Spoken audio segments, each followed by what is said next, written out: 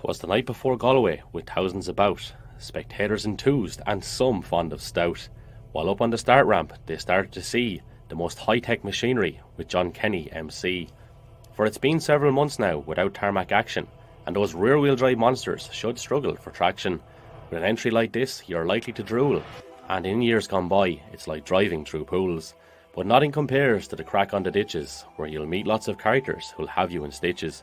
And just like that, the first crews emerge, with the smell of race fuel being far from a scourge. Your heart rate creeps up as things start to excite, with a massive finale, the most likely sight. It's Josh heavy favourite, you'd fancy his chance, but those on his taillights are on the seat of their pants. And one thing's for certain, when you leave Lochray, you'll head on home thinking, wow, what a day. This is the 2023 Corrib Galway International Rally, and this is the Irish Rally Podcast.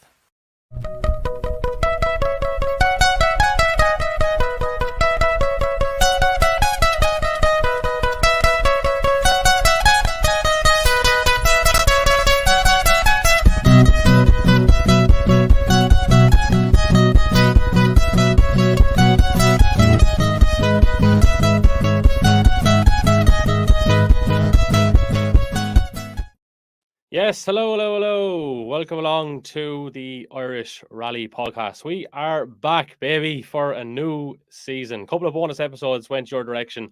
Last week, we kicked things off in anger with a visit to Galway over the weekend, and we're here this evening to review it, all in association with Tekken Tools. Tekken Tools on board with us for the next number of months, and SVS Productions. I want to give a shout out to Flyin Motorsport, Mad4Tar Motorsport, Harrigan Images as well, and to everybody who sent us in clips over the weekend. Really appreciated that indeed. We have a stellar cast coming up over the next hour or so. Very shortly we'll be talking to Mark Alcorn, modified winner.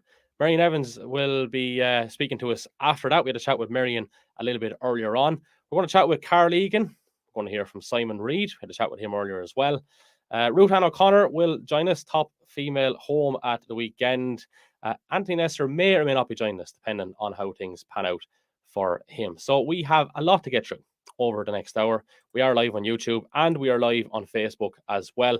Get your comments in. We'll try to get to them over the duration of the programme. We're actually going to begin on a different note tonight. So the class winners is something that we generally always go to, but we're actually going to give them at the very start of the programme. Kevin O'Driscoll a little bit tied up with a meeting there this evening. So we start with Class 10. Sam Leach and Barry Attridge. Barry joined us last week. Very interesting chat there. You can check it out on our socials. Barry, at 32 or 33 years of age, got involved only last year, and he's having a blast. Class 11F, that went to David Quigley. Second there, David Healy, Aaron Brown third. 11R, Carl Martley and Shane Morgan Shane Gorman, I should say, entertaining in their Toyota Corolla twin cam across the weekend. Michael Cahl and Conor Lappin second. Daniel Dunn and David Dunn third. Class 12, Mickey Conlon and Donal Lennon. Class 13, Brian Lavelle.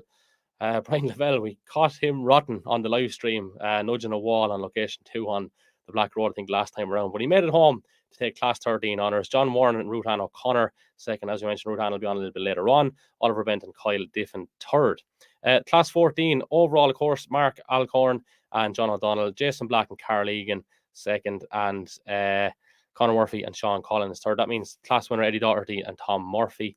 Second, Brian Brogan and Michael O'Donnell. And third, Trevor Wilson and Paul Mulholland. We did just make sure with a member of the organising committee that was the case again this year, just with overalls 1, 2 and 3, and then class winners then outside of the overalls. So class 15, Austin Snow and John Henderson. Class 20 going to Pat Kelly and Jonathan Kelly. And if you haven't seen the clip on onthepacenot.com, go check it out. Absolute comedy gold with the two boys. And I don't know, did they get the trophy last night? But top local crew. Anyway, very entertaining piece indeed. Class 22, that went to Cian Hines with Oisin Hines. Class 24, Gary Jennings and Arthur Kearns. Garrett McHale and Brian Murphy second. Simon Reid and John Murphy third. And then, of course, overall, Meirion Evans taking the win with Jonathan Jackson, Josh Moffat and Andy Hayes second, and Sam Moffat and Keith Moriarty third. That means the RC2 class goes to Jonathan Greer with Niall Burns second there. Patrick O'Brien, very impressive Patrick O'Brien, and in third, then second I should say, Callum Devine, and third Patrick O'Brien. Patrick O'Brien was fastest on the last stage. Amazing stuff. RC4, Kiss J. Coleman, who's off to Sweden, I believe, this week. And while we're on that topic, we want to wish all our competitors in Sweden the very best of luck indeed. Shane Quinn, Patrick Wright, second. Joe Kelly and Ronan Comerford, third. Historics then, Class 17, Irla Carty. Class 18, Meirion Evans and Dale Furness. If your name is Meirion Evans, there's a good chance you're going to be successful over the weekend. Duncan Williams, second there. And then in terms of the 1, 2, 3, Wayne Evans, Philip Rogers, and Alan Watkins. Class 19, overall, Ray Breen. Then you got Rob Smith, Ross Ford, and Will Onions taking up the 1, 2, 3. And then junior honours, overall, Jack McKenna and Damien Doherty, Jason Gorham, Aaron Kinnear, and Robbie O'Hanlon, Oisin Joyce. Also making a home, Seamus Brown and Damien Sheridan. Okay, so we're going to bring in our first guest of the evening, Mr. Mark Alcorn. How are you doing, sir? How's it going there, Kevin? Nice to be here. Yeah, great to have you, man. Well, I'll be very straight and blunt, as we always are here on the Irish Rally podcast. You weren't at the top of many people's list before the weekend. You must have been quietly confident because you were very impressive. No, I wouldn't say. I don't think anybody had been worrying about us and our times now. But no, we had a wee inkling that we might have been near the top. All right, yeah. What gave you that inkling then? Because like I'm looking down at your record, and you haven't been the busiest over the past couple of years. Like, no, definitely not. No, we kind of took a break from it after 2009, and sure, everybody had money issues then, and the downturn didn't help. And that's probably before when we started to build a new car. Then it was. I didn't get much of a bug for it till we started onto the new car. So the weekend itself, right? I never saw a man to have as many misdemeanors and still be so dominant in taking a victory. Like it wasn't without his moments now, Mark, was it? No, I tell you, it's just all the more sweeter, you know, when you can stick yourself in a pile of bales and go straight on through fields a couple of times. And we always had an issue nearly on every stage on Saturday, but that wasn't going to happen on Sunday. Like we knew we were a wee bit panicky on Saturday. We were maybe trying a wee bit too hard in places and then losing all our time that we gained. And no, it was a dramatic day, I'll tell you. There was a lot of stone walls looking at us. And keeping eye contact as you, but thankfully you didn't meet. Like the performance though, even though you say you're quietly confident, like what do you kind of put that down to? Are you nice and relaxed before the weekend, or you know where's this come from? Yeah, well, I'll tell you, it's all to do with on your head too. You know, if you have the head well screwed on and you keep everything in check and you have a good team around you, it does a while bit of help. And when you have people preparing the car that you know that there's going to be no issues there, you don't have to worry about things like that. And then you know when you do good recce's and you have a good navigator, and it's that all clicks then. Like it definitely does. Like it's about the people behind you and the people beside you. It's not about the driver a lot of the time, you know. Yep. So I suppose when you're a counsellor, he'll be used to hardship. So probably helps when he's sitting in beside you, yeah. Well, he does the arguing, and I just sit back because he could argue any point at all. Yeah. So I noticed on one of your interviews with, I don't know, was Killian or Andy on the pace. No, you mentioned the Black Road, the second. Well, obviously it was the first time through, but it would have been the second time through had the first run. And you said it was one of the trickiest stages you've ever actually driven. How bad actually was it like? I'm telling you, it was something else. Like people was laughing at me when I was saying, you know, you had everything in that stage. Like you had dry conditions in it in some places. You had muck pulled out everywhere. There was glare all over the road. And then, you know, there was places where you're coming down in fifth gear and swinging at 130 miles an hour, and the next thing you just seen patches of ice everywhere. Like it was just, you didn't know what to expect. Like sometimes you didn't know whether the car was going to make it, or you know, could have shot off the road at any time. But no, I was talking to Jason Black about it, and I know Jason knows that stage well, and like he was saying it's a great stage, and I was going, no, it's not a great stage. I didn't like it at all, but I know now why he says it's a great stage, because if that had even been a wet day and the tire was clean, it would have, or a dry day with a real good tarmac on it, it would be unbelievable, because there's 3 rights on there and there's 4 rights. It's absolutely flat out in 5th gear nearly if you had the line. It's, it's so scary to come up to some of them corners, but that's the kind of corner you like when you don't know if you're really going to go around it or not. Yeah, I mean, even location 2 that we were on,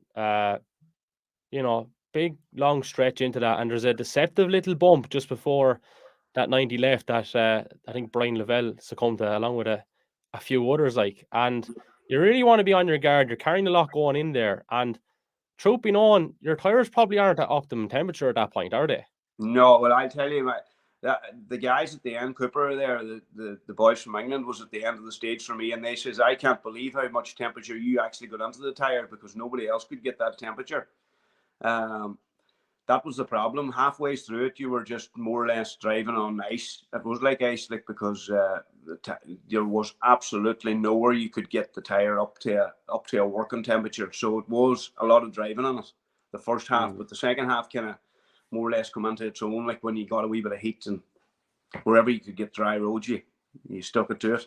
Yeah, and even say stage 11 at that time, obviously as the day goes on, things thaw out a little bit. But again, I don't know what it was. The fascination was with location 2. We ended up there when when the Black Road got cancelled. But like that was tricky too, that location, and even the long late tightening right after that caught out a few people. I don't know what you had that down at in your notes, but that was quite deceptive, and the weather on top of it, man. Like Jesus, it was saucy enough, I'd imagine. I don't even know what we had down in that note. I would need to look through the book, but we normally pull out, like, Killian's notes very, very good for me, like but I wipe out a lot of stuff that Killian puts on for me, because that's the way I drive. Like I just wipe it out, but I like everything else he puts on. He puts on that little, descriptive stuff like the trees and stuff. So, but we normally just change every note on it, every note in the book, like. It's the same as writing your own notes, but it's not. You're just like, Killian's probably he's absolutely correct on his notes. But when I'm driving it, I just don't want to hear that 4 or 5. I want to hear a 3 or a 2. Like I don't want to come off the throttle at all. Yeah, so you're literally rewriting the book. I'm rewriting the book. On Killian, for Killian. Yeah. So what is the plan then for this year? Obviously, you go and win this, and the assumption will be that your eyes are on the whole season on tarmac. But we had a little wee chat off air. That may not be the case. Tell us what your current situation is. It's fairly straightforward. We had the plan to do Galway, and then run straight just to Galway for a tester. Now, for a 2-day tester, it's like a test in the car, and then go straight into the national championship and try and put a bit of pressure on a lot of them lads. And maybe like with John doing the Cork 20 and different other events on his R5 car, he's actually took on the job of sitting on for the national, but he's jumping onto the R5 car for himself to drive it. So I probably jump over to the tarmac if the car's still in one piece and there's 4 wheels on her. Listen, later on after the national championship, there's a few rounds then. So if there's nobody really pushing there for points, I might just jump over. You never know if the car's available to take out. Well, look, all I can say is fingers crossed we see you pursuing this, man, because after putting a good platform in place there, it'd be a shame to not see you burst on with it. But I know the trials and tribulations of that becoming a thing as well. So big time. There's people there's young lads there texting me from down in Galway and Cork and Kerry and them guys. They were just sending messages, and they were actually nice to read, because they were saying, we're so glad, like, because we've been following you since the Twin Cam days. And he says, now we've seen you lighting up the road there. It was like reenacting back 10 years ago, It is pretty special just to finish up, Mark. I mean, out of all the times you've had in the sport, it's got to be up there, yeah? Oh, definitely. Hey, we won a few rally. We won a rally before me and Kiki, and we probably led a few we should have probably won maybe 6 or 7 rallies, but everything broke down with us. Just everything wanted to break down. I thought I'd never get a bit of luck on now, but just please God, hey, the luck's coming back on our side. That's it. A long may it last. Mark, pleasure to have you on. We'll chat again. And well done, all right? Thanks very much, Kevin, for the call. No problem. Thanks a million. Mark Alcorn there. Next up, we're going to hear from Meirion Evans. Now, Meirion wasn't available to come live, but we did have a chat with him a little bit earlier, and this is how it went. Thanks for joining us. Very good, Kevin. Thank you for having me. Sure. Look, it's great to have you on. Nice to catch up. It's been a while. I think possibly after the Ulster was when we were last talking, which is not a bad place to kind of pick this up. But I'll cut straight to the mustard. We don't do sugarcoating or anything on the Irish Rally podcast, as you well know. But there would have been a few demons, I suppose, that time, or whatever you want to call them, that would have said, yeah, Meirion Evans won, but sure, Josh was driving a calculated drive. So on that note, Meirion, how pleasing was the weekend for you? Because obviously you would have heard those rumblings as well. Yeah. Actually, Keith that sits with Josh has wound me up a fair bit about that. So to be fair to him, the first thing Keith said to me at the stop line on the last day, he said, "I can't say anything to you now, lad." He said, "Well done." So but at the end of the day, for me, an international win is an international win. It never bothered me too much. But yeah, it's nice, because people would have said that. People would have said that, Josh only had to drive for a championship, and to be fair, that's what he did on the Ulster. But still, we'll win the rally. Nobody will really remember the circumstances in years to come. But to go to Galway then with, I think, absolutely everyone there, pretty much, probably apart from Ali, and go and win that, then it was nice to just silence those, as you said. Yeah. Meirion, I think consistency is something that we've always associated you with here on the Irish Rally podcast. I think your results last year, largely, I know you had the tag that you didn't want, number 2. But you were consistently number 2 and not consistently in the ditch, or not consistently any further than outside the top 3 most of the time. And given how tricky Galway is and the conditions over the weekend, I feel that level of consistency obviously stood to you as it transpired. But my question will be, how do you develop that level of consistency? Is it just the confidence in your approach? Because you're still doing a wicked pace, but you seem to have found that sweet spot between on the edge and not going over it. Yeah, it's tricky. I mean, I'd say the main thing is probably just not making mistakes, keeping yourself sort of always moving forward is what I try to think of, when you're in the ditch, watching other boys go by, you're gaining absolutely nothing. So, I probably at times maybe it's potentially cost me a result here or there, maybe. Whereas you look at Galway last year, where we maybe could have really stuck our neck out and gone and either tried to win the rally or put it all on the line and gone off. But I think sometimes you have to accept when you're beaten and take those days as learning days. We had pretty poor rallies last year in Killarney and on the circuit, but Killarney, we learned a hell of a lot in Killarney, even though we weren't kind of on the ultimate pace. So I think it's just some patience, and you have to be patient. Some days you'll find you have the speed, and you can use everything together then to put together a really good rally and get the result that you need. Absolutely, man. And just in relation to, I suppose, it's a point that struck me at the weekend. So you look at stage 1 and you see Sam Offit, brand new machinery, not quite sure about the exact amount of seat time that he got. Truthfully, you never kind of know. You're told things, but who knows, right? But the point that I would make is Sam probably wouldn't have had massive expectations of himself, and he seemed quite relaxed beforehand, and then quite surprised when he went to Killian and he's fastest. So there is an awful lot to be said for having that kind of mantra as well, because when you see guys taking it a little bit too seriously, and I mean, the good goes over, but you, like Sam, seem to really be enjoying the whole thing the last couple of years. That's just the main thing, to be honest. If you're not enjoying it, you haven't got a chance, because you don't focus the same, you don't think about it the same, you don't put enough effort in, and if you're not enjoying what you're doing, you might as well be doing something else as well, I think, To be fair to Sam, the way he came in and got straight back on the pace was really impressive, because, we've seen guys struggle in the past, coming back, having had a year or two out, but to be fair to him, he did very well. But I think Sam is a very wise guy. I mean, we ran him on Galway in 2020 with the old Hyundai, and very calculated guy. You know, you could tell he was pretty smart on Sunday. Once me and Josh got a bit into the distance, he didn't bother trying to chase. You know, he knows that a third could stand him quite well in the championship going forward. You know, so yeah, it's important that you enjoy it, and it's important that that you know you use that to good effect, really. Then, you know, and you can put it into your driving and just keep building momentum and keep moving forward. And I think probably in Sam's case as well, he's probably had a year out last year, whereas beforehand he thought, oh, I don't really want the stress of all this R5 stuff, because, you know, I think everybody seems to take it pretty seriously now with watching DVDs and everything like that. But, you know, I think Sam pretty quickly missed it, and now he's back. He's enjoying it even more. So it's good to have him back. It's kind of another guy to worry about. And after the first stage, you know, because to be fair, I don't think many people expected Sam to be on the pace straight away. But he was, and it's added in a dimension to the championship. Seamus Coonahan's little thread there last week on CRS picks.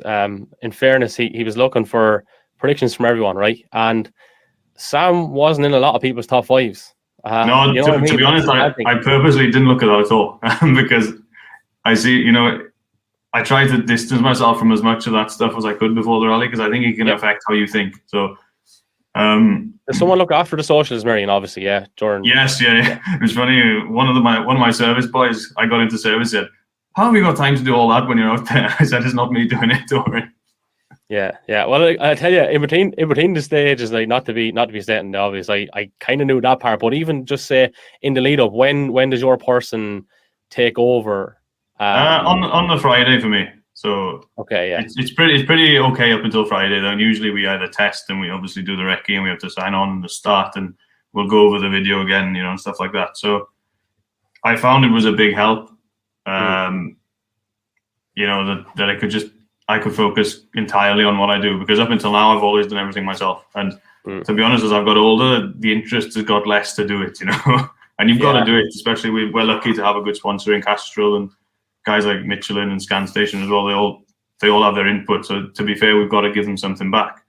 And to be fair as well, when you're near the front, you have to kind of shout about it, or nobody will take any notice of you. So it's mad. Just as you mentioned, I have visions of people at home thinking, "Oh, there's Meirion punching in the socials on the Instagram straight after the stage." And to be honest with you, yeah, not something we'd be endorsing. 3 penalty points, €8 fine. Exactly, straight away. I can't like that as well. Yeah, listen, man, bringing it back to the consistent thing, right? I was doing some homework there, and like obviously it's a bit of a blow when you're chasing the situation with Black Road goes first thing on a Sunday morning, but then you come out and think you're 5.5 quicker on stage 11. I want the correction on that, but I think you're in around 5.5 quicker. Yeah. And that was treacherous. We were on location 2 there, and it was very, very tricky indeed. So to go 5.5 quicker, that really must have given you the impetus to push on for the day. And he got 4 out of 5 fastest times, and on the other one on the Sunday, you were second quickest. Like, that's remarkable stuff. Yeah, I mean, the first one was a bit of a shock, because obviously we did the first 3K bit last year in the wet, and the grip in the wet was just so much better than what we had on Sunday morning, you know. Yeah, so we went at it, and I didn't really plan to go mad on that stage, but we just had a good run in it, you know, and a lot of chicanes towards the end, a lot of straights, and we just tried to be as good as we could be with the braking and everything, and pick our way through obviously, like where you were in location 2 was very dirty and slippy, so you just had to find your way through that as quickly as you could. And I think the key for us was, once we got 5 on him on that first one in the morning, I said to JJ, actually, if that would have gone the other way, I think Josh would have probably won the rally, because he would have felt much less pressure going into the Black Road, knowing what we did there last year. And he could have just got through maybe a bit safer without mistakes, and he could afford to lose 10 seconds to us. But the way it was, we were only 14 seconds behind. So if we did take, say, 8 or 9 off Josh, it would have put a lot of pressure on him for the rest of the day. So, you know, as it turned out, he made a mistake in there and it let us in. But yeah, I think you look at consistency, and you look at the best drivers, Ogier and them, they're always thereabouts. And I think if you can stay kind of in that picture all the time and just try and get, you know, as close as you can to the pace, if you're not setting fastest time, to be, you know, close and not have any bad stages really is the key, which is what annoyed me on Saturday. We had kind of the last loop with 3 not great stages at all, and I'm trying to really get rid of them. And because I think if you just minimize your bad stages, then you're obviously going to be nearer the front. So I was a bit disappointed with that, but yeah, on the whole, the consistency wasn't too bad. Yeah. On 10 of the 15 stages, you're inside the top 3. So that's another, big thing to note there. And I think in general, was it after 6 stages, there might have been 6 seconds separating the top 5. Yeah. I mean, that's crazy. Because we went from, I think we were 4th going into stage 6. We were leading out of stage 6, and then we were 4th coming out of stage 7. And we were never more than 4 seconds off the lead. So that was quite impressive. But it's frustrating as well, because, you have one sort of average stage. We didn't have a bad stage. It just wasn't great, and we dropped 3 positions. So you have to be on your toes. But the other thing I was saying to someone else is, if you make a small mistake, like you could say there's 6 seconds between the 5 of us, but then the next group of boys are only maybe another 10 behind. So if you spin, you drop into that group, and they're hungry then, and they might get a sniff, and you might not get out of it, Yeah, 100%. A couple of other standouts as well. Patrick O'Brien punching in some pretty impressive times, especially on the Sunday. I think he the quickest by, Jesus, I'm trying to think off the top of my head. I think he was a couple of seconds quicker on 4.5, I think, which, people called me the king of the black roads. To be fair to me, Patrick's a very good driver. I raced against him a lot on COVID, on the simulator and stuff, and he's really good. To be fair, over the black road, it was bone dry, and the Michelin tyre we were using was a super soft. And I think the harder Michelin tyre would have been better for that stage, but obviously for the last stage, the harder Michelin would have been a bit dangerous. So over the loop, we were on the right tyre, but I think for the black road, maybe it wasn't as good, but, to be fair to Patrick, still, he put a hell of a time in. Because, Sam said Sam was, pushing still, and he was still, Patrick still 5 seconds faster. So it was an impressive run, to be fair. And I think he kind of found his feet towards the end of the weekend. The other thing about you guys up at the sharp end, that, I mean, it's obviously notable, and it's an obvious comment to make, but not many people, I don't think, have made it over the last couple of years. The sign of you guys is how quickly you can recover and minimize the amount of time lost if you do happen to make a mistake. And I think Josh is the prime example of that. Josh is the best at it. What's that? Josh is the best at it, I think. It's unreal. Like, what was the margin between you two in the end again? I think it was 12.7. Yeah, and like, you consider he had a few misdemeanors, like being honest about it. He had one on that location. That location 2 was the second time around. What would that make it? Stage 13, I suppose. At that point. And again, minimal time. Throttle sticking the day before. Minimal time. Scary situation as well. Like, I think that's what distinguishes ye in general, maybe from others. Like, even go back to Mark Alcorn, who we had on a little bit earlier. Like, he had a few little trips as well, and he really, really impressed in finishing 10th and taking the modified win. So, I mean, for any younger people that are involved in the sport, maybe a junior looking in this evening or something like that, that's probably one thing I think that needs to be pointed out, isn't it, in terms of how to really recover from that, block it out, and think about the next fucking note, basically. Yeah, absolutely. I mean, you've got to. Somebody said to me before that you have to think of rallying almost like golf. If you have a bad hole, you have to move on to the next one. You don't think about the one you've just had. Very similar kind of mentality. But I try not to make the mistake in the first place, but obviously it does happen now and again. But once you've made it, I think that the misconception is that you have to go chasing and make the time back, but you'll never make the time back because it's gone. That's the 10 seconds you spent in a lay-by spinning around will never come back because it's gone. So you just have to basically get back into the rhythm you're in before and just keep going at that. Because if you go and try to make a difference straight after making a small mistake or something, then it could cause you problems. Like, to be fair, the last stage we had a pop-off issue on the start line of the last stage. It just popped off and we lost some boost for a second or two. But that doesn't mean I go into the first corner 5 mile an hour harder just to try and make it back, because that's silly. So it's just things like that. You have to just put manners on yourself sometimes. I had visions of you being knee deep in a barrel of stout or a barrel of lager on Sunday night, and maybe Monday as well. But then you reliably informed me that you're on a boat literally Monday morning at whatever 8 or 9 o'clock. Yeah. And this is the thing people forget. The show goes on, like. It does. I mean, we all work. I was back in work yesterday afternoon. Admittedly, I didn't do much work, but Yeah, just like today. A few people have said that before, Meirion, but I didn't want to say it, you know. No, I know. But, to be honest, we got back and I was pretty tired actually. I didn't sleep too well all weekend, and we I just tired, and I obviously, as you do in a rally, you don't eat properly, so I was hungry, and I think 2.5 pints in, I was probably feeling the effects of what I normally would after 5. So it was just enough. We had a few hours sleep, only about 4 or 5 hours when we were on the boat again. Mm-hmm. Because obviously the adrenaline has left your body. You're dehydrated. Yeah. All that.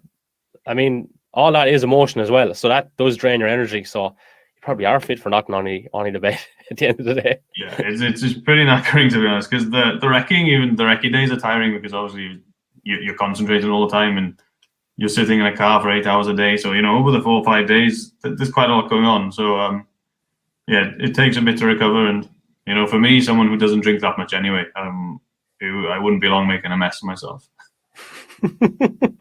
And you know what? If you're in the company of some of those buckos that are up around the sharp end on the beer, according to reports, you don't want to be there and leave yourself too open. No. Because they don't know.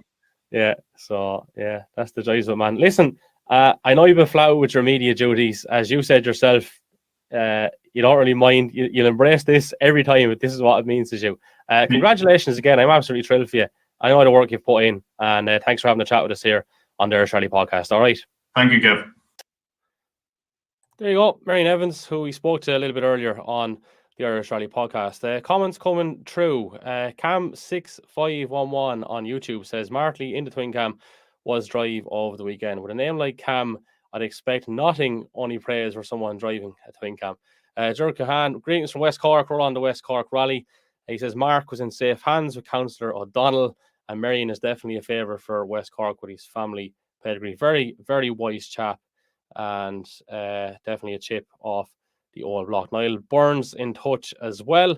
Well done to Niall, alongside Johnny Greer at the weekend, saying the Sligo single stage in 05. I think that's in reference to Mark Alcorn's victory, which he spoke about a little bit earlier on the podcast. Trevor Agnew's in touch. Good stuff, Kev. And we'll give a shout out to Trevor. Trevor has been over and back to the Ukraine over the past number of months, bringing over supplies, vehicles, etc., etc. There is a donation link over on Trevor's page as well if you want to check that out. If you have a spare few bob, fired over that direction. Great cause and great work as well. So we move on now to our next segment, and we're going to have a chat with Ruth Ann O'Connor, the top female home at the weekend. Ruth Ann, how's things? Good evening. How are you, Kevin? Ashton, not too bad. Thanks for coming on with us. I didn't give you much notice. I had trouble tracking you down, and then I thought Facebook Messenger, sure, the modern world we live in. So absolutely, yeah. So thanks a million for coming on at late notice. Your weekend, so top female home, 19th overall, and second in class. You got to be pleased, surely. Oh, absolutely. Look, it was absolutely treacherous out there. So to get home at all was fantastic. I mean, the black road, the slippiness. Mark Alcorn mentioned it there earlier that you just didn't know what you were coming into in the next corner. So absolutely fantastic. You can hear my voice is not so good. I'm quite hoarse after it. Tried to keep John under control, but you're trying to do that for a long time now, Ruth. I'm quite a while at that, but managed to keep them reined in anyway. We were quite happy. We had no spins, no overshoots. It was a pretty tidy run, I suppose. So happy with that. And you did look like you were enjoying yourselves. I mean, you mentioned tidy, but tail happy at times as well. Oh, John is always tail happy. There's no no keeping them away from that, but even as much keep them away from the handbrake as much as possible. So I suppose I'm looking at that as losing time, but we enjoyed it. We had a fantastic weekend of it. Yeah. Obviously your relationship has been in place for quite some time now, best part of a decade, probably beyond that. Where did this thing come about, and how have you lasted so long? Because a lot of competitors don't get past a year, and to go over a decade, I think it's pretty remarkable. Yeah, well, absolutely. So John and I worked together originally, and that's where we would have met first. And he was always interested in purchasing a rally car, and we're both working in McHale, who was our main sponsor. So we're in the design and in the R&D, the research and development. So he was years talking about purchasing a car, and he'd had an uncle that had done rallying in the past and that kind of thing. And me, on the other hand, I had no motorsport background at all. And I'd been to rallies, spectating and that as a kid and whatnot, but I didn't really have a huge connection to it. But we went to a couple of autocrosses in Mayo, and John was looking at cars and whatever. And then we went to the Midlands Rally in, I think it was maybe 2010 or 2011. And Bobby Cooper was there with the twin cam. And we went up admiring it in service. And Bobby mentions to John, oh, if you're interested, well, it's actually for sale. And I said, you know what, just buy the thing. At the time, John was humming and hawing. And in the end, anyway, he did buy it. But he was kind of planning on getting some of his friends to navigate, or his brother. And there was various names mentioned. But John had spent years at stock car racing, and he was known for wrecking cars, I suppose, would be the best way to put it. So nobody was really willing to sit with them. So we decided to go straight ahead. We did a sprint and down Tipperary. And I said, oh, I'll sit with you just for the sake of it until you get a navigator. And I actually really, really enjoyed it. I enjoyed the adrenaline, and I was able just to keep very calm and cool. And yeah, I suppose it just kind of, it worked, it fitted really naturally. And we were going out. We're actually married. I'm not sure if you're aware of that part, but didn't want to bring personal things into it as such. But, things you went there, that's fine. That was later on. Yeah.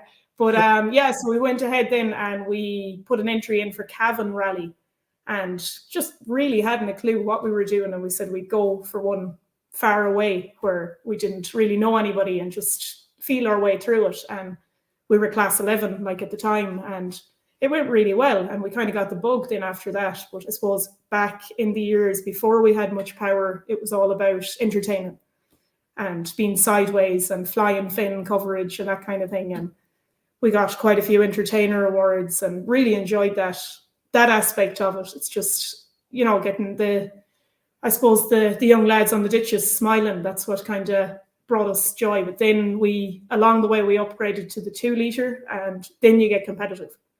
That's when you start wanting to achieve more, and you're kind of looking at the overall positions. And yeah, that changes the whole thing. It's enjoyable, absolutely too, but in a slightly different way. Mm-hmm. And you have had a reasonable degree of success over the years. I know you mentioned entertainer awards, but class wins and stuff have happened as well. So it's been good fun and something to show for it as well, of course.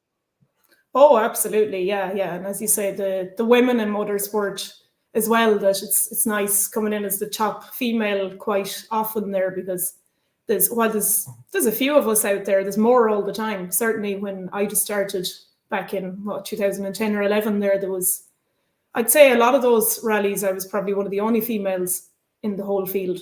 And you'd see it at drivers' briefing, like it was just a lot of men. And it's certainly changed over the years. That obviously there's quite a lot of women out there now, especially there this past weekend.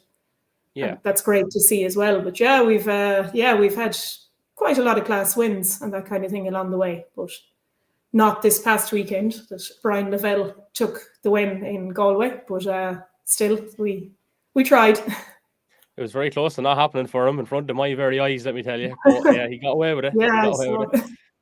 He did, yeah. You've touched upon the whole gender thing, and I feel we're now in a good place in terms of we're talking about competitors, and gender doesn't really come into it that much anymore. Before it was like, you said you could be the only female there. For all competitors at the end of the day, isn't that what it's about? Like, does it have to come into it? That sort of way. And that's not to be in any way dismissive, but that's how we should look at it, like, I think, anyway. Yeah, I think it's probably rallying and horse racing are two of the only sports where you'll kind of see women and men can compete quite evenly. That it's, it isn't that we're on a women's team or a men's team. They're not separate. It's quite unique in sport that you can compete on quite a level playing field that way. Yeah, and it's nice to see. Yeah, and the platforms that are now in place for people to get involved are great for both genders, and that's great to see.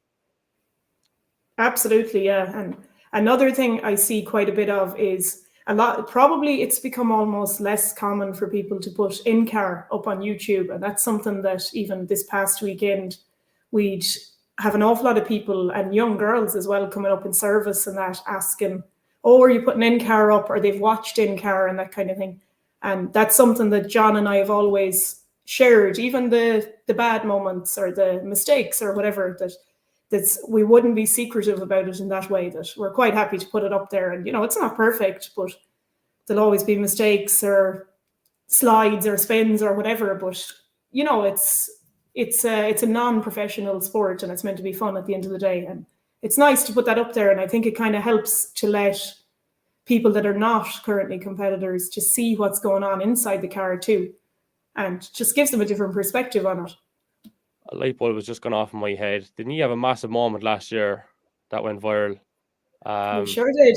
I am storage and I haven't got this dug out for the program. I'm sure everyone that's tuning in has seen it anyway, but if not, it's probably on your page, is it? Well, it sure is. Yeah. It's on TikTok. It was in a lot of places. Yeah. We did. Very shiny tar and too much speed. Late braking over a crest in Bana. And we pretty much got away with it. We came down into a chicane, down huge, big, long straight, and down at the bottom of the hill was a chicane, and John was slightly late on the braking. And I like to point out every time I did warn him a couple of times about it. And we tipped the wall on the right-hand side, which kind of with the quarter panel, which straightened the car up.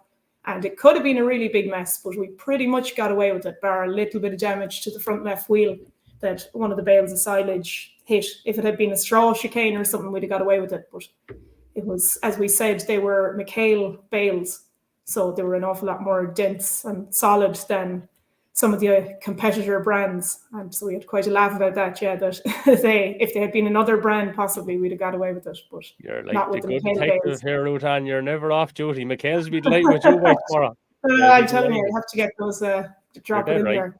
Oh, Yeah, 100%. but so then after that, John, so we would work in New Zealand there. We'd do test work in the winter season, our winter, their summer. So immediately after Bana, John was gone to New Zealand. So we're only back there 2 weeks. So we've had this massive panic to get the car ready for Galway, that it was literally the stickers about 11 o'clock on Thursday night. We started putting the stickers on the car and the paint was still wet. So pretty much John would do the vast majority of the work himself, bar a bit of the jigging work or the paint he wouldn't do, but the rest he does do. So he's fully running and prepping the car himself. So there was engine and gearbox going in on the Saturday, and then we were recceing in Galway on the Sunday.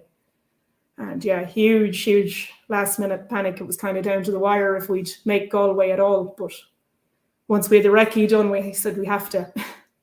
Hasn't turned out too bad, says you. Can I just ask then, seeing as you brought it up, right, and I'm blaming you for this, is it easy or difficult to separate competition and what happens afterwards? Like, do you get away with saying a little bit more because of that? Do you say a little bit too much because of that? As in, you mean the fact that we're married as well, like that? Yeah, well, I mean, if you have disagreement on the day, how good are you at separating that from taking it back home and maybe still being like a bull after it, No, I think we're pretty good for that. I mean, I think what's good about the relationship we have is that I know when John is pushing too far or when he's maybe losing a little bit of confidence behind the wheel. I can just kind of tell that when I need to repeat something or to egg him on a little bit. I can feel that when he's getting a little bit too sloppy. And I think if a navigator were to sit in with a stranger or someone they didn't quite have a good relationship with, that would be harder to detect. Yeah. But there's little things like that are very, very good. I think it helps. I know John said even after the weekend, he'd find it really hard at this stage to have another navigator beside him because we know each other so well and we know when it's not working or when it's not clicking. And sometimes there are times where it just isn't, it's just not clicking right, or that you get the odd stage there that it's just not coming together, or where I get quite cross because he's getting a little bit too sloppy, or spins and that kind of thing. That just drives me mad, because you're taking these huge risks in straight or in other places, in crests and that kind of thing, and real high speed stuff, and then you gain your couple of seconds there, and then you get down the road and you have an overshoot, and that drives me mad. I'd probably get quite cross at that. But no, we leave it in the car. Then after that, we'll have a laugh about it later. We'll generally watch in car when we come home and get a laugh at those moments. That's great. I think it's fantastic. I really, really enjoyed hearing the stories over the past 10 or 15 minutes or so. I got a lot more in the bargain for here, to be honest, and I'm glad we delved down this route as well. So thanks so much for coming on, especially at late notice, and we will have a chat with you again, Rutan, all right? Absolutely, yeah, fantastic. I really enjoyed it. Thanks a million, Rutan O'Connor there. We're going to move across to Karl Egan. How's things, boss? Well, Kevin, all's good, yeah. Your annual appearance Survived here. a good weekend. Yeah, you're still enjoying it, I'd say. You in a pub, are you? No, I'm actually sitting in Corrib in Lochray. Very good. I'm on the road all fucking evening. Sorry, excuse the language. You're grand. We're partial to an odd F-bomb here at times. So, yeah. All good. Your weekend, talk us through it. Yeah, it was quite interesting, really. A bit of a learning weekend too. A bit more power under the hood this time, but yeah, we enjoyed it. Yeah, look, as usual, Galway conditions tricky. A wet Saturday, uncharacteristic, really dry Sunday, but we made the most of it. Yeah, we definitely enjoyed it. Yeah. Yep. Mr. Alcorn was on a serious enough pace, wasn't he? Oh, look, I don't think we weren't even going to come close to him. Even Kevin, like on Saturday, the two guys were untouchable. Like, we're kind of the best of the rest ourselves, and I suppose we clawed a bit back on Sunday with a good race with Conor Murphy there. But look, hats off to Mark. He was untouchable. Yeah, very good. Karl, from the outside in, I'm sure you'll enlighten us about some hairy moments, but you looked quite comfortable with the conditions despite how poor they were. You didn't look like, you had too many odd moments here and there. Probably did now that you're on here with me, and if you have, tell me. But it seemed like you were kind of reveling in the conditions over a couple of days. Oh, Karl's at the freezing on us, I think. Right. Okay. Hopefully we can get him back in a moment's time. Oh, you still there, boss? Yeah, I'm still here. Yeah, I don't know if you quite caught that question. I was just talking about how it looked like you were kind of reveling in the conditions that didn't seem to have too much of an effect on you, like. Yeah, well, we weren't going mad. No, in fairness, we weren't at 100%. We're still kind of learning. We didn't really know what to expect with the car, how it was going to handle. Like, you're carrying a lot more speed to what we're used to in over crests into 2s, 3s, and 4s. Like, there's a lot more left in there, but we betted ourselves in. We weren't going to take any chances. Galway's a finishers rally at the end of the day, and look, we had one or two moments, not going to lie, but there were nothing that we wouldn't have in any other event, even on the dry.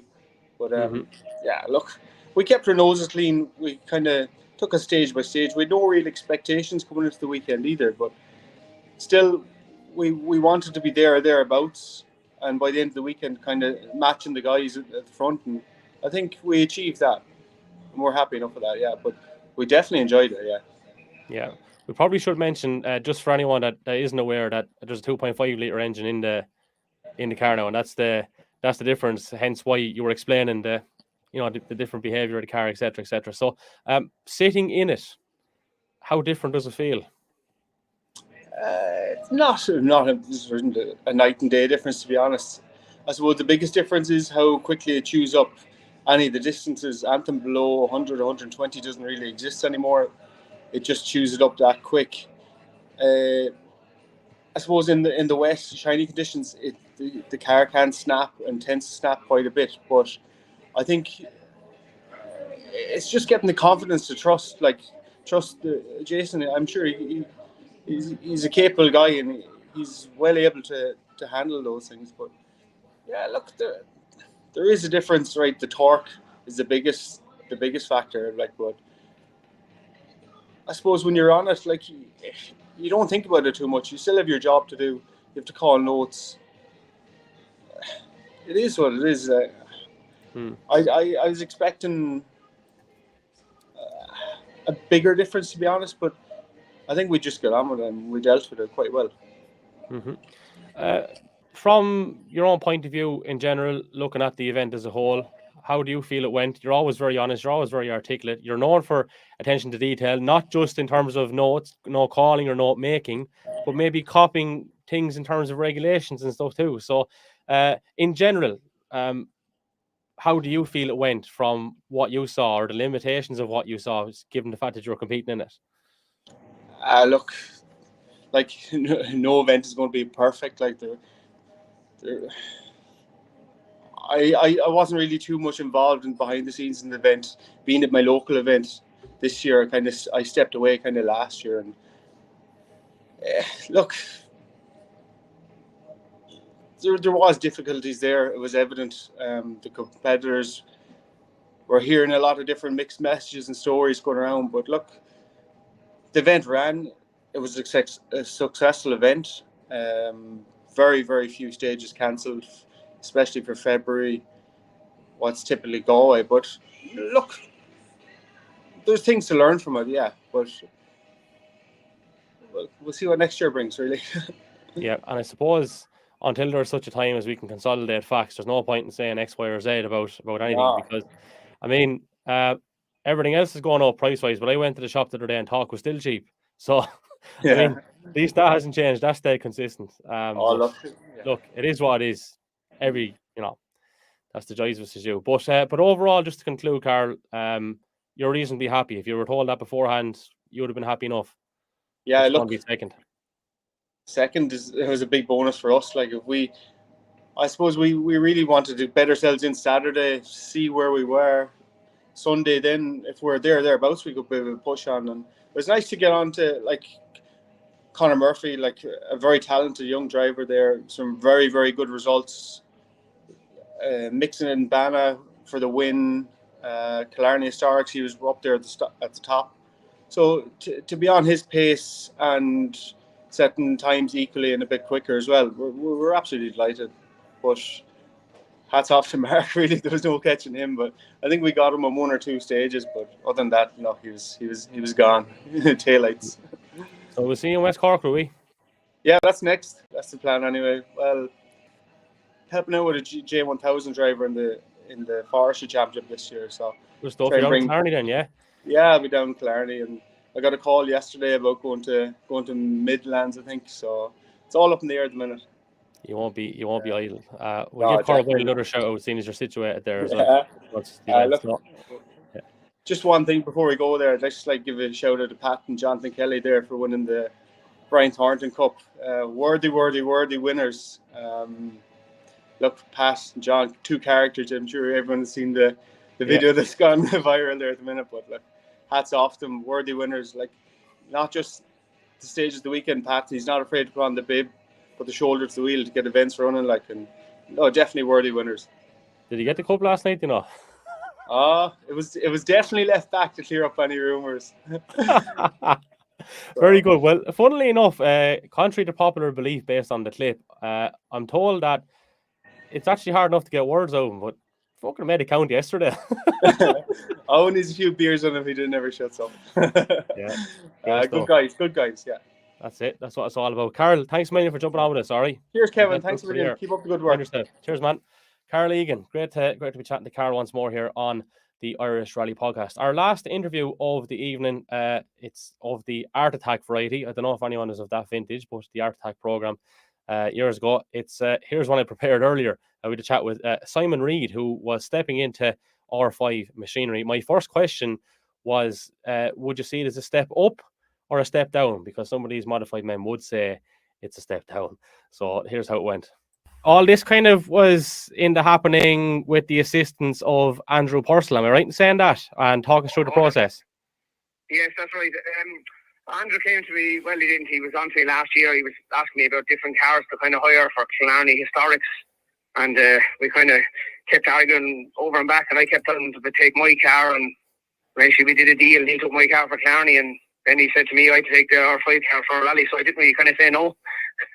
Yeah, sure. So how could you, says you? And we'll give PM Autos a shout out there while we're at it, because they were good to us there. 100%, They were good to us there last year. So in terms of expectations versus reality, how did the weekend actually pan out for you? So 13th overall, 3rd in class 24. Pretty pleased in general, or what was the feedback? Oh, very pleased. Yeah, I was just my plan at the start of the rally was just to go get as much experience as I could in one and drive every stage, and we did that. And then they were kind of saying, if, with the quality of the field there was 40 R5 cars, if I could get in the top 20, I was happy. And if I could be on the pace of some of the modified lads, I'd be happy. Or even again, we weren't far away by the end of the rally, so I was very pleased. A tale of 2 days, I would say. Typical Galway stuff, but I suppose the wet was the downfall of many on the Saturday, and subsequently a bit of ice on the Sunday. How did you fare out with those conditions? Any tricky moments? There didn't seem to be too many going across social media anyway. No, in fairness, I don't think we had any moments all weekend. It was just trying to get used to the car. I didn't have much of a test beforehand, so probably did 20k on the Tuesday before the rally, and the first 4 stages I was learning a lot, like the braking, and then R5 cars is just, it's out of this world, and that's where I was losing a lot of time, was on the braking. And when the rain did come on Saturday, I was starting to get into it a little bit, so it didn't make that much of a difference, the rain to us. And then we just kind of picked up our pace as the kind of weekend went on. So when you mentioned the braking then, is it your distance, getting used to that, how heavy you are on the pedal, or all of those things, Simon? It's the distance mainly, like that. Them cars will stop from the one board, the chicane, flat out on the limiter and fifth, like, or like the Mark II. I know it's travelling faster, but it never do it, like, you know. And it's just to get it into your head. Like, I found at the chicanes, I was braking and then I was going again and then braking, and you're losing a lot of time at that, like, so. And what's the story now? The burning question: are we going to stick at this crack? Are we going back into a Mark II? What's the plans for the year? Is there a plan? There's no plan for the year, but we need to make up our mind on what we're doing with the cars, all right? Because I have 1 or 2 people interested in the Mark II, so it's a decision I have to try and make by the end of this week, maybe, or sooner. I don't know. It's been nothing. It's on my mind now since Sunday evening. It's been driving me mad, so. And of course, given how well last year went, that's obviously adding a lot of value to that particular car. So I can understand the headache you might be having, but sure, it's probably not the worst headache to have either at the same time, is it? No, it's not. No, but sure, when you have kind of all your friends around you, and half of them are saying one thing, and half of them are saying, "Oh, you shouldn't sell the S-Cart," and then you have other people saying, "No, R5 is the way to go." But it's a good complaint to have, I suppose. Yeah. Simon, just on that topic, because I wouldn't be really au fait with this, but given the fact that the value of standard road cars has, you know, I suppose, I won't say gone through the roof, but increased substantially over the past couple of years, is it too obvious to state that it's the same for rally cars? Is it any more of an advantage to sell now, buy now, etc., etc.? Well, not really. In this country, I think the logbook issue is affecting the Mark II is a small bit. But that's my opinion on it. The value of them is still up there, like, but people aren't really buying at the minute. And the R5 car thing, with the shortage of new cars, it's opened the price of the second-hand ones. So they're both kind of level there at the minute. Kind of the R5 car I was driving anyway. Yeah. So catch-22 kind of situation. So just to wrap it up, because I know we're tight on time. West Cork is in a few weeks. We'll ask the hard question here. I know it's a very hard question to ask because you haven't got your mind made up on the machinery. But irrespective of the machinery, do you think we'll see Simon Reid below in West Cork? No, 100% not. I'm getting married in a couple of months and I'm COC for the Ravens Rock, so I'd say I'm going to be busy for the next couple of months. Yeah, you don't want to be divorced within weeks to get married either, I suppose. So. No. Yeah, well, come here. You know, just get the car started. It'll be the first thing, and then we'll think about rallying maybe after the wedding and all that. Yeah, you'll have the price for a wedding after you sell that joke. That's for sure. Yeah. Listen, Simon, I won't hold you up. I know you're busy. Thanks a million for joining us here, and the very best luck for the year ahead. All right. Thank you. No problem, Kevin. Thanks for having me on. There we go. Simon Reid. We're coming towards the latter stages of this evening's programme. Just a couple of bits and bobs to let you know about before we finish up. So obviously, Killarney Forestry Rally coming up less than 2 weeks away now at this particular juncture. So entries are open. you can get them in there, and promises to be a great event indeed. Sweden this weekend.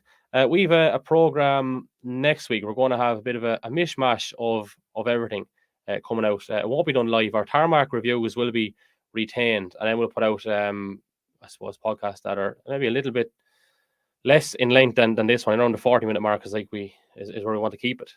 So we'll have an edited podcast out next week. Loads of individual-based interviews coming your direction as well. So, yep, we're up in the game this year. And also in the coming weeks, Tony Kelly's first feature interview, the series called The Whole Person Life Beyond the Stages. That's coming very, very soon indeed. And all I can say is, wow, simple as that. You're going to be in for a real treat there, 100%. A couple of more comments to get to just before we finish up. Patrick O'Brien is in touch. Good job, sir. Thanks a million, Patrick. Patrick had a fantastic event. Grew as the event went on, that fastest time being a standout coming down the latter end of day 2. And just coming back to let you know a few other little bits and bobs. As I said, yeah, Tony Kelly's feature coming up, program next week. Loads of bonus interviews. Chat with Larkin Moore coming direction as well. And a shout out from the sponsorship point of view. So Tech and Tools are with us for the next couple of months. SVS Productions likewise. We do have other advertising space available as well. So we're looking for a title sponsor. It is affordable. We have a couple of more associate sponsor slots there as well. Now, just to let you know what that is actually for. So we are retaining these live reviews, whatever you want to call them. We are looking to get out a little bit more. So we get the budget together, we get people out as part of our team to more events to actually cover more and keep this whole thing growing, because we've made serious progress. I'm delighted to be involved. The website is coming in the next week or two as well, and it's all going to be under one pod, just to give a little bit of an insight into what may be happening there. So if you want to come on board, it is very, very affordable. We go above and beyond. Title sponsor, literally rebrand, so it would be the insert title here, Irish Rally Podcast, and lots of mentions to go along with that. Big logo up on the screen. Our associate slots are available there as well, and a spot on the website. So that's why we're looking for that particular budget to drive the whole thing on. In the meantime, if you want to support our efforts, you can do so for the price of a coffee. buymeacoffee.com/Irish Rally Pod. And we thank SVS Productions and Tech and Tools for coming on. Tech and Tools, your dedicated tools provider focused on diagnostic, test equipment, and specialized tools. You can visit techandtools.ie for more information. That's where we leave it on the program this evening. Hope you've enjoyed it. We'll get this on Spotify and Apple as soon as possible, and chat to you again very, very soon indeed. So until then, take care.